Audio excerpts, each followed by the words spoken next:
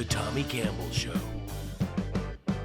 Donald Trump escalates his 51st state rhetoric while Denmark and Canada escalate their American boycott, Senator Justin Eichhorn arrested, Lauren Boebert impeachment, and more. Thanks for tuning back in. I'm Tommy Campbell, still bald, still in my basement, and not remotely shocked that the new series of To Catch a Predator is To Catch a Senator, with episode 1 featuring Senator Justin Eichhorn, an ultra-MAGA family man that mentions God twice in his bio. Maybe that's really because he's the kind of guy that ends up knocking on doors with Jesus. No, not that Jesus, this Jesus. Minnesota Senator Justin Eichhorn was arrested on Monday for allegedly soliciting a minor for prostitution. Bloomington Police Department detectives were in contact with Eichhorn, who believed he was talking to a 17-year-old female. They then arranged a meetup for Monday evening, during which he was arrested without incident. Minnesota State Republicans released a joint statement. "We are shocked by these reports, and this alleged conduct demands an immediate resignation. Justin has a difficult road ahead. It needs to focus on his family." Yeah, good luck with that. Where were the Minnesota State Republicans, or any Republicans, when all the data on Matt Gaetz was released? The transcripts, the cell phone information, his best friend going to jail, the pages of creepy Venmo transactions. These people never pipe up, and if they do, it's because someone is caught red-handed. Now, Eichhorn is pro-life. Not sure how devoted he'd be to that if things had gone to plan and then the condom broke. He's also pro-Second Amendment, no shocker.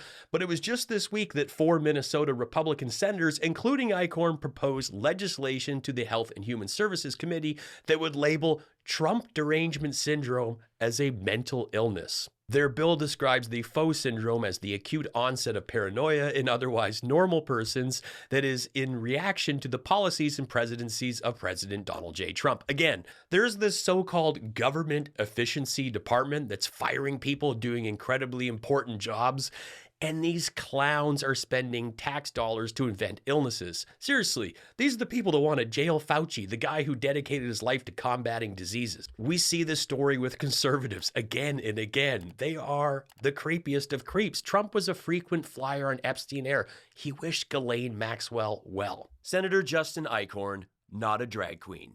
Canada was meant to be the 51st state, because we subsidize Canada by $200 billion a year. We don't need their cars. We don't need their lumber. We have a lot of lumber. We freed it up, as you know, last week. We're freeing it up so that you can actually cut down a tree without being, given the death penalty. Because what these radical environmentalists have done to our country, but we freed it up.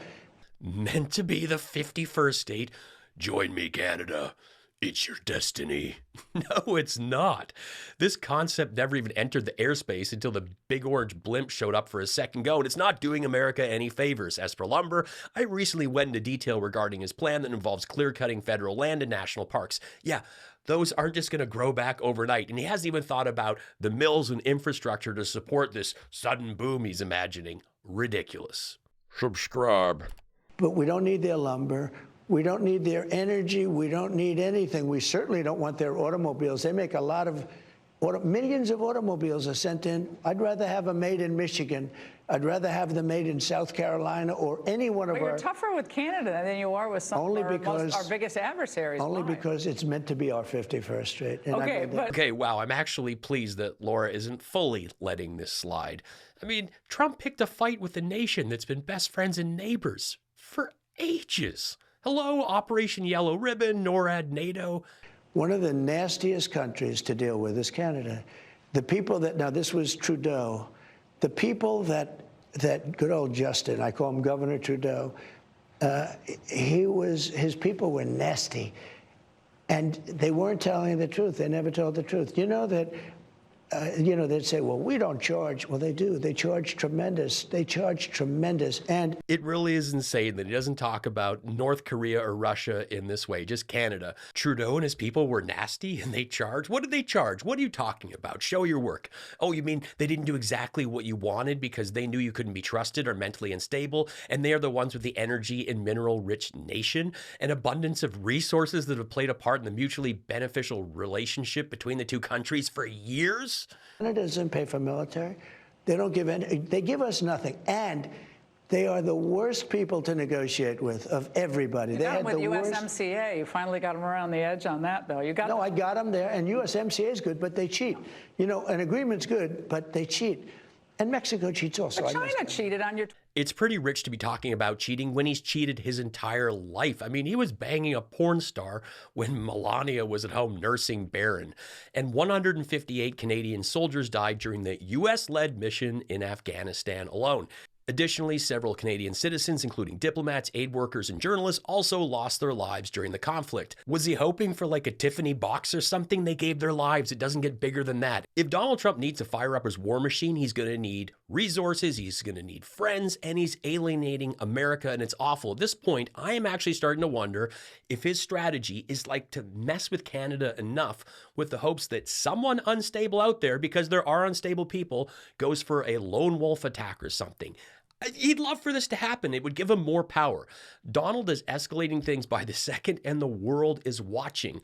Multiple subreddits and enormous Facebook groups have been created where people are curating lists of American products to avoid and their non-USA alternatives as part of the growing movement to protest Donald Trump's unilateral trade war and desire to make other countries part of the USA. The newly released data this week shows that border traffic between Canada and USA is now at pandemic levels. You know, when the border was closed, with travelers choosing other destinations and cross-border shoppers and day trippers opting to keep it at home. The movement is also growing in Europe, where Elon posters continue to pop up, and I love this.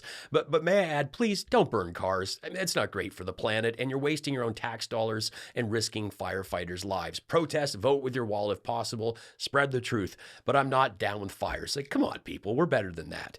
This week, Google Trends are spiking with search terms boycott USA and boycott America, led by France and Denmark. The Solling Group created a star-shaped label this month to mark European-made goods sold in its stores. The CEO claims it's not a boycott, but a response to consumers demanding a way to easily avoid American products. And if you're trying to avoid American products, it's a boycott. This chain has more than 1,700 stores, and it's the first major one to do this.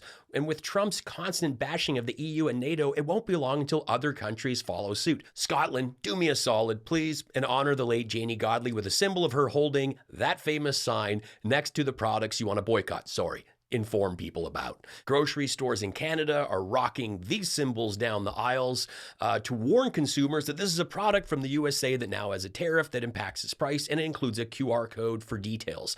I do like that it's like almost the warning shape there, the warning sign, and the T, because you know, it's for Trump. I mean, in a perfect world, it could have been an adult diaper, 2 pairs of Eric's golden turd tongs forming a T, or the international mark of shame, a MAGA hat. People would get the picture. In every executive order, they're trying to find a way to shut any progress that he is making down.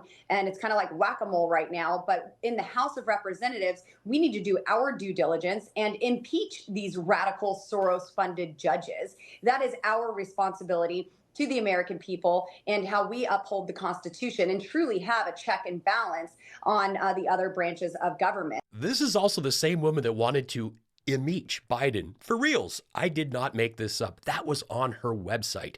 And now she wants to go after judges because MTG, Space Karen, Bobo, and Trump disagree with their ruling.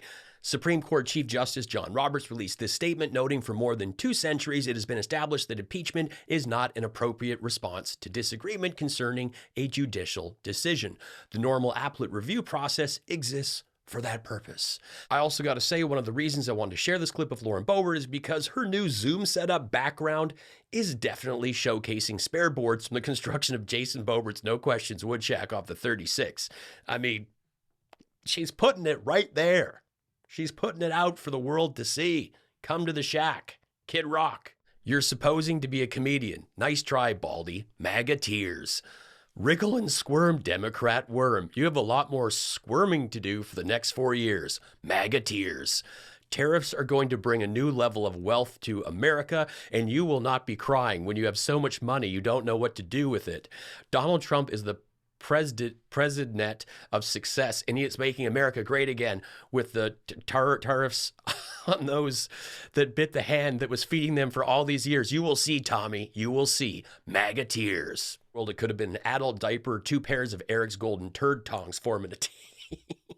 Border traffic is now at pandemic levels. Senator Justin Eichhorn, an ultra MAGA family man that mentions God twice in his bio. Maybe that's because he's the kind of guy that ends up knocking on doors with Jesus. No, not that Jesus. This Jesus. Yeah, it's a Lebowski reference. And not remotely shocked that the new series of To Catch a Predator is To Catch a Senator, with episode 1 featuring Minnesota Senator... Minnesota. I'm recording this very late.